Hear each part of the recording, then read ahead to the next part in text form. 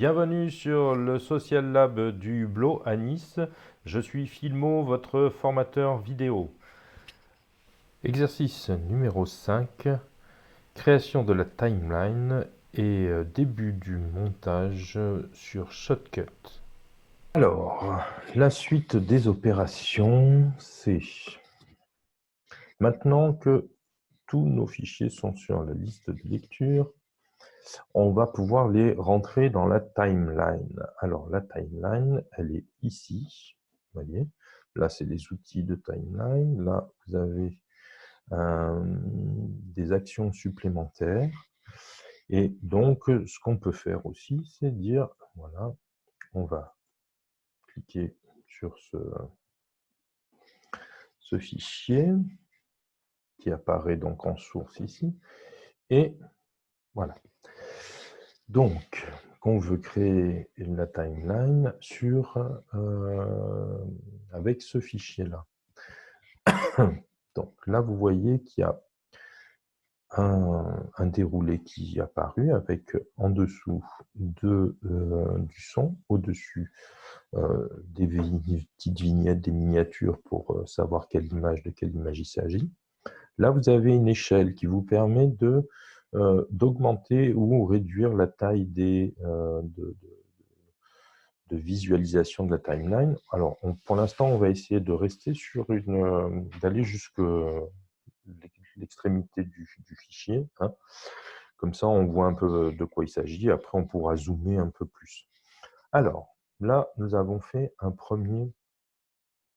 nous avons créé donc une piste vidéo qui s'appelle V1 avec ce fichier-là. Ici, vous voyez qu'il y a un petit œil. Si l'œil est ouvert, on voit. Si on voit la vidéo. Si l'œil est fermé, ça fait cacher la vidéo et du coup, l'image disparaît de notre projet, puisque là, on n'est plus en source, nous sommes en projet. L'écran de référence est passé sur le projet, c'est-à-dire sur la timeline. Si on veut revenir à la source actuellement, c'était cet élément-là. Donc là, on le voit à nouveau et puis on revient au projet.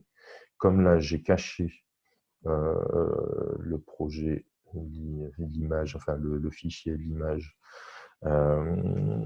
n'apparaît pas, je vais la faire apparaître. Et puis là, vous avez de quoi activer ou désactiver le son. Et le petit cadenas permet de verrouiller ou déverrouiller, c'est-à-dire que si la piste est verrouillée, on ne peut plus agir dessus. Si elle est déverrouillée, comme ça, on peut modifier les choses. Donc maintenant, nous allons aller ici, dans afficher des actions supplémentaires, et puis on va créer une piste audio supplémentaire.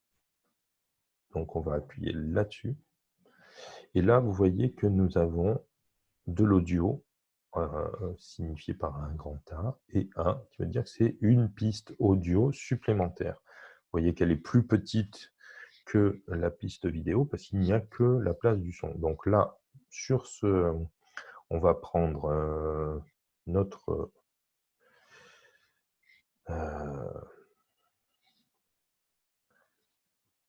blablabla.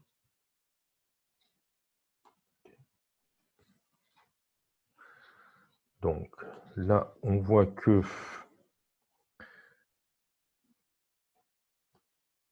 la longueur de l'enregistrement du blabla est plus grande que celle de la vidéo. On va pouvoir la couper, la recomposer quand on voudra. Nous allons prolonger nous allons mettre ce fichier audio à la suite sur la piste audio A1. D'accord? Donc, pour ça, on peut le faire glisser comme ça, et vous voyez que,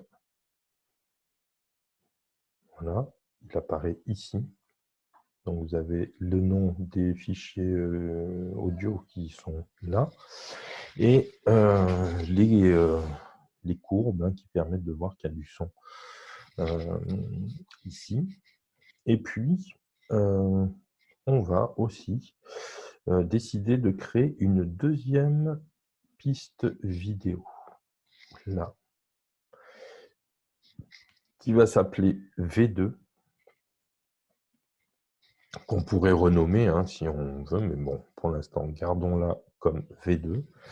Et on va prendre notre logo et on va le mettre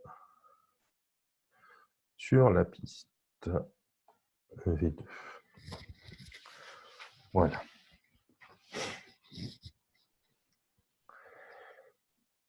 Donc, là, nous avons tous nos éléments qui sont sur la timeline. D'accord? Alors, quand un des fichiers, un des clips est encadré de rouge, ça veut dire qu'il est actif. Hein. Là, on va rendre celui-ci actif pour l'instant. Et on va regarder ce que fait la timeline, enfin, cette barre. Ça, c'est la barre de lecture. D'accord? Donc, qu'est-ce qu'on voit? On voit que en déplaçant la barre de lecture, en cliquant dessus et puis en la faisant, on va être à un autre endroit de la vidéo. Si on prend le curseur et qu'on l'amène au niveau de notre clip, on va le faire apparaître puisque on fait apparaître notre logo. Donc maintenant, on va aller au début et on va appuyer sur la barre espace pour commencer la lecture. Nous avons vu qu'il y a deux sons mixés en même temps, hein, puisqu'il y a le son de la captation vidéo et le son de l'enregistrement audio. Alors, ce qu'on va faire, c'est que pour simplifier, on va celui-ci, on va le décaler et puis on va le mettre ici, voilà, pour pas qu'il soit au milieu. Et puis on va prendre ça. Et comme ça correspond à notre image film ou vidéo, que le son est le même, donc là, on va écouter, on va regarder ce que ça donne. Donc, si on veut que le clip fasse la même longueur, on l'étire, comme ça, on le saisit ici avec la souris, et puis on le déplace hein, pour lui donner la longueur qu'on veut. Ça, c'est pour les images fixes. Pour les images vidéo, on peut les raccourcir, mais on ne peut pas les agrandir, parce qu'il n'y a pas plus que de vidéos que ce qu'on a.